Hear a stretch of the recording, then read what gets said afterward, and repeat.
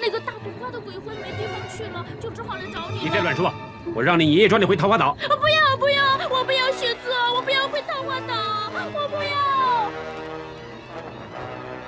他刚才说什么大冬瓜死在婆婆的坟里？大冬瓜？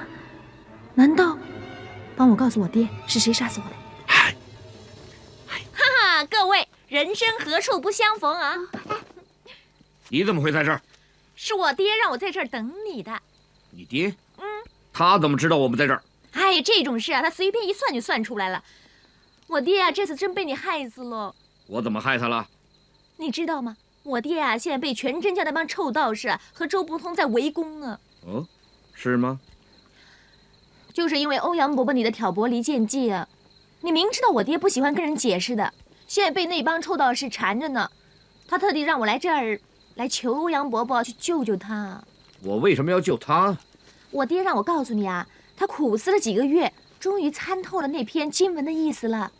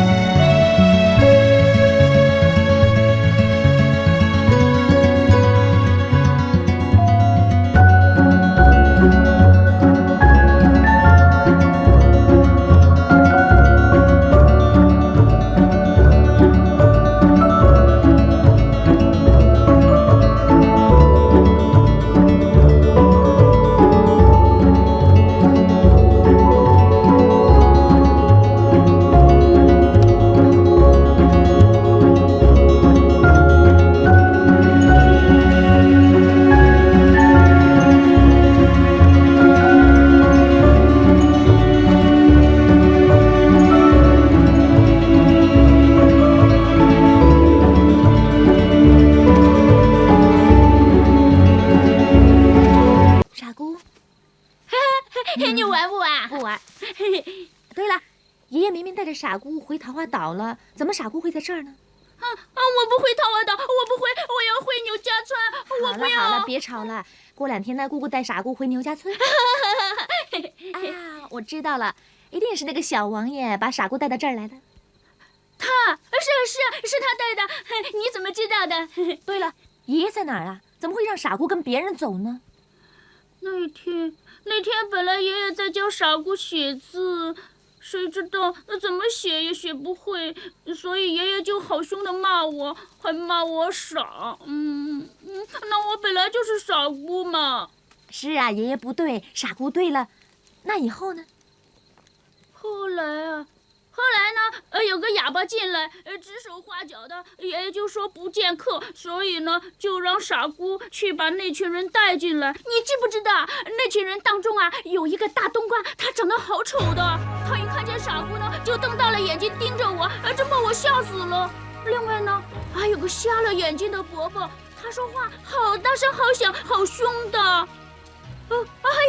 还有个姨姨，她说话可好听呢。那爷爷到底有没有看见那几个客人呢？没有啊。后来我听爷爷的吩咐，让我带那群怪人去吃饭，结果我自己偷偷地跑到海滩去玩，哪知道一到了海滩，就看见爷爷也在那儿呢。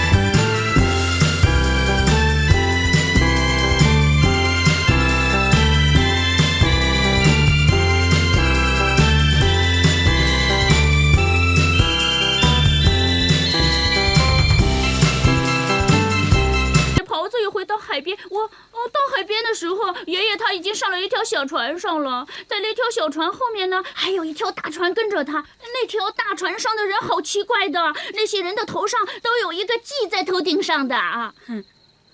那后来爷爷有没有回桃花岛呢？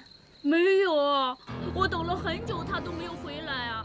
所以呢，我一直都在海边等到那个鸡蛋黄掉到海里，那个小兄弟和那个伯伯他们的船就靠岸了。哦，原来欧阳伯伯和小王爷都去过桃花岛了。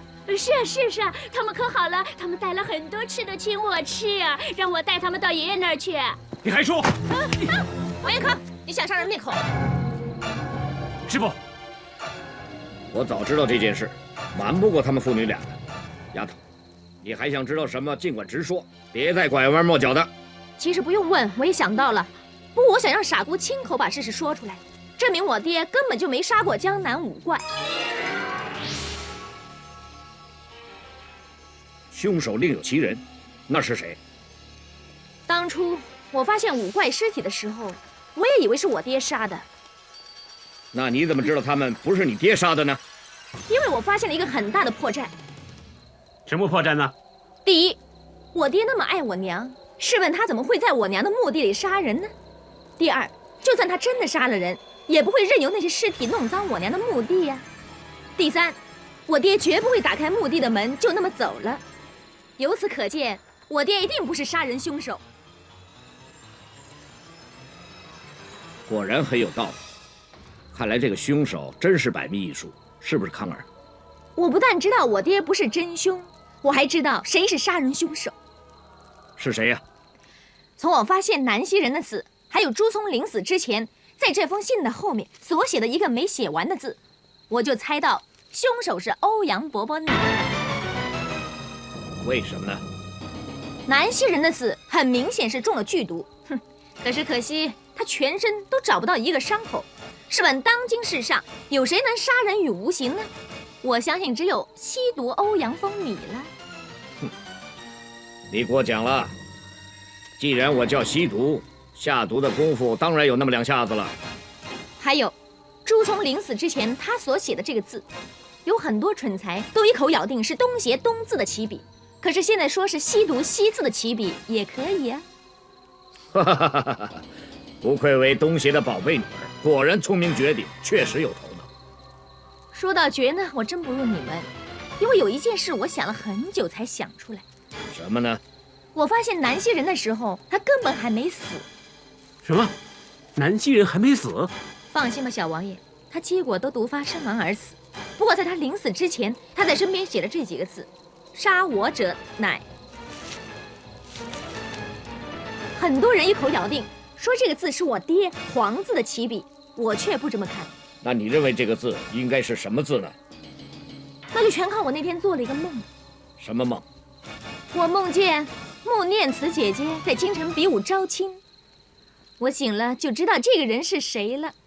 这个就是杨康杨字